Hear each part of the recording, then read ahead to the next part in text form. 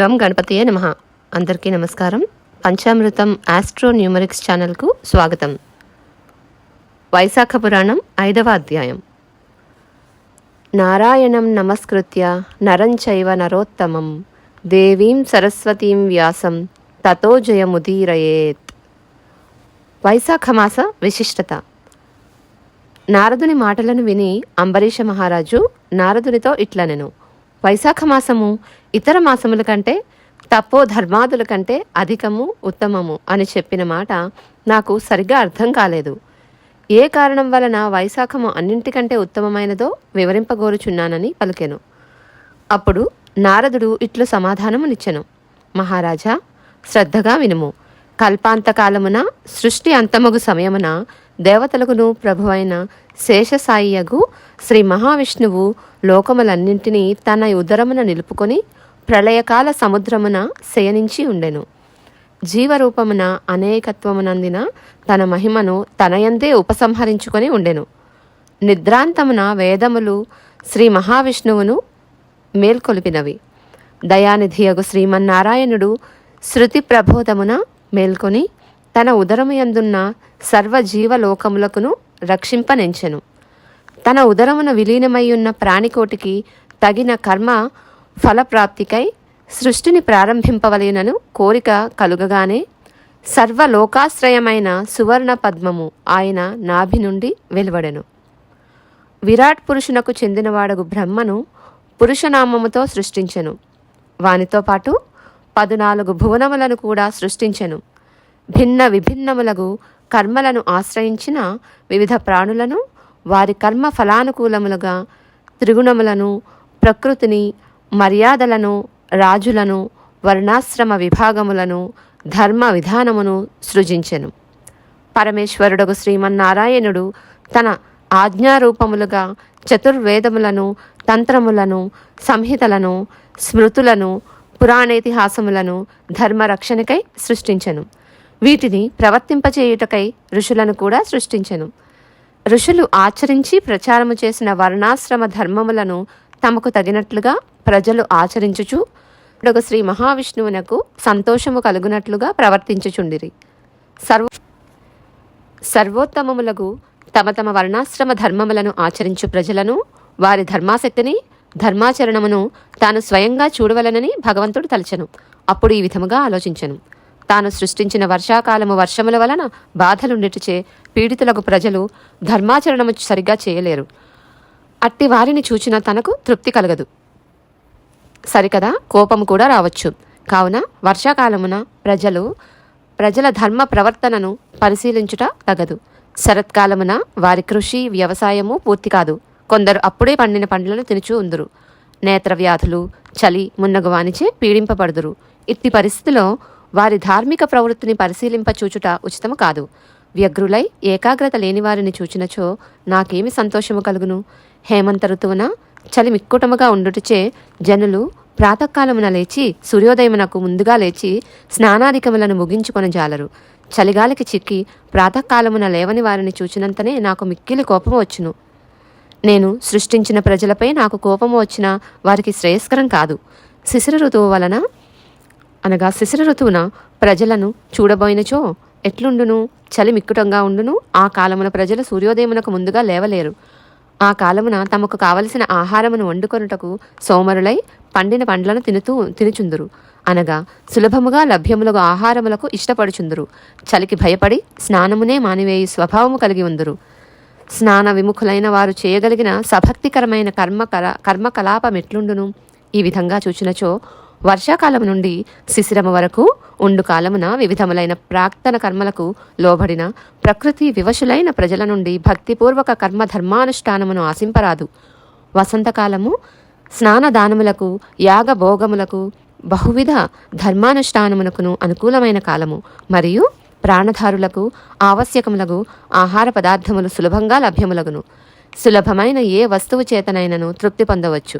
ఈ విధంగా అయినచో సర్వప్రాణిగతమైన జీవాత్మకును ఏదో ఒక విధముగా నీటిని, పండ్లను దానము చేసిన సంతృప్తిని కలిగించి, ఆ విధముగా సర్వవ్యాప్యగు నాకును సంతృప్తి కలిగించు అవకాశము ప్రజలకు సులభ సాధ్యమై ఉండును.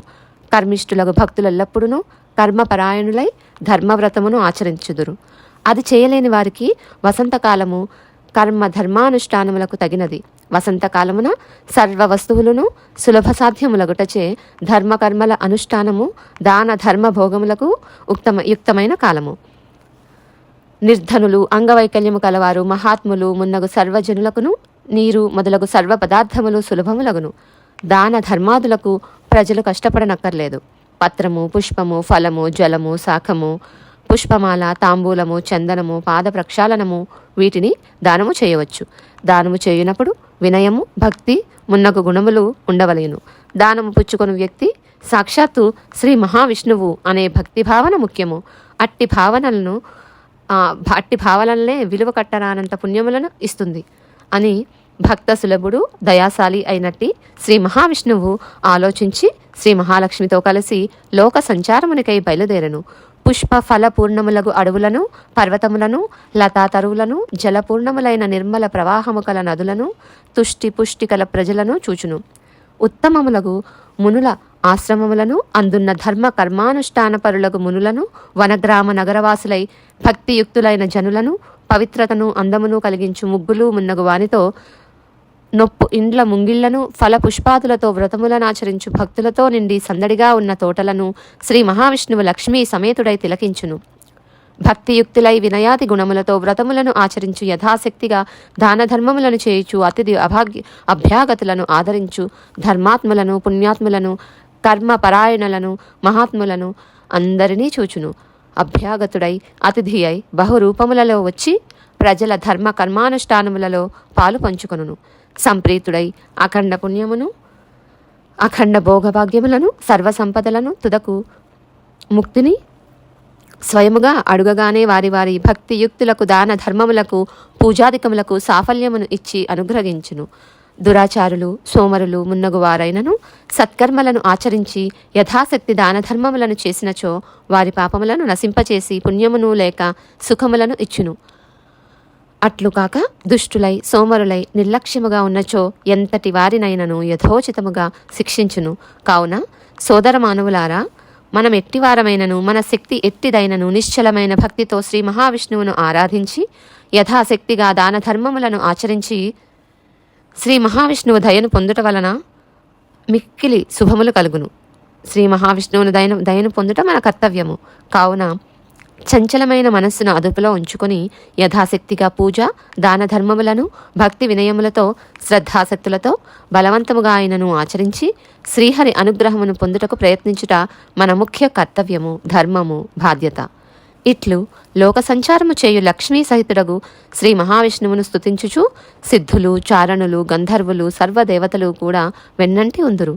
తమ తమ ధర్మములను ఆచరించు భక్తితో, వినయముతో దాన ధర్మములను, వ్రతములను చేయు అన్ని వర్ణముల వారిని, అన్ని ఆశ్రమముల వారిని చూచిన వారు సంప్రీతులై శ్రీ మహాలక్ష్మీ సమేతుడై ఇంద్రాది సర్వదేవతా పరివేష్టితుడై చైత్ర వైశాఖ జ్యేష్ఠ ఆషాఢ మాసములందు భూలోక సంచారము చేయుచు శ్రద్ధాసక్తులతో వ్రతములను, పూజలను చేయుచు శక్తి అనుసారము దాన ధర్మములు చేయు వారినందరినీ అనుగ్రహించుచుందురు.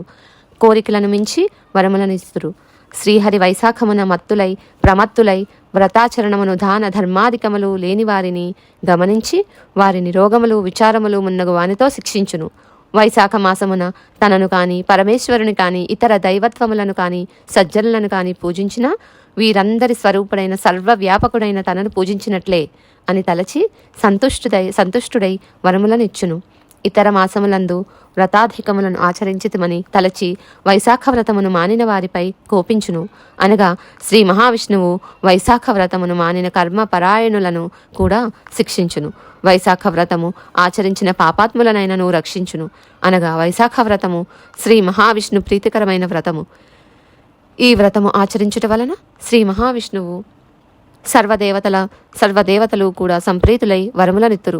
సపరివారముగా వచ్చిన మహారాజును నగరము, గ్రామములు, వనములు, పర్వతములు, నదీ తీరములు మున్నగు చోట్ల నివసించు జనులు దర్శించి యథాశక్తిగా తమకు తోచిన పత్రము, పుష్పము, ఫలము మున్నగు వానిని ఇచ్చి మహాప్రభు తమ ఏలు బదిలో సుఖముగా ఉంటిమి అనుగ్రహింపుము అని ప్రార్థించినచో మహారాజు వారి పన్నులను తగ్గించుట, సౌకర్యములను కల్పించుట మున్నగు వానిని ఎట్లు చేయునో అట్లే శ్రీ మహావిష్ణు ప్రీతికరమైన వ్రతమును ఆచరించుచు సద్బ్రాహ్మణులను, అతిథులను, అభ్యాగతులను దైవ భావనతో ఉపచారములు చేసి యథాశక్తిగా దాన ధర్మములను ఆచరించినచో శ్రీహరి సంతుష్టుడై కోరిన కోరికలను ఇచ్చి రక్షించును.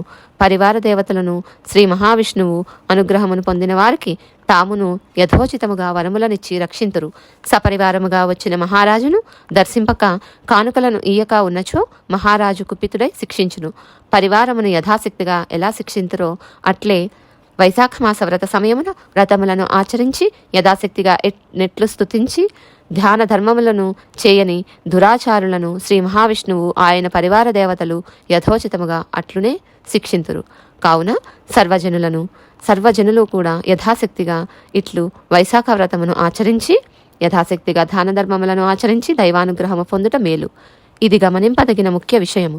కావున వైశాఖ మాసము ధర్మ రక్షకుడగు శ్రీ మహావిష్ణువు ప్రజలను పరీక్షించు పరీక్షాకాలమని ప్రతి జీవియు గుర్తించి వ్రతమును ఆచరించి భగవద్ అనుగ్రహము అందుకొన ప్రయత్నింపవలయను. అందుచే వైశాఖ మాస వ్రతము కార్తీక మాఘ మాస వ్రతముల కన్నా మరింత ఉత్తమమైనది అని నారద మహర్షి అంబరీష మహారాజునకు వైశాఖ మాస విశిష్టతను వివరించెను. వైశాఖ పురాణం 5వ అధ్యాయం సంపూర్ణం.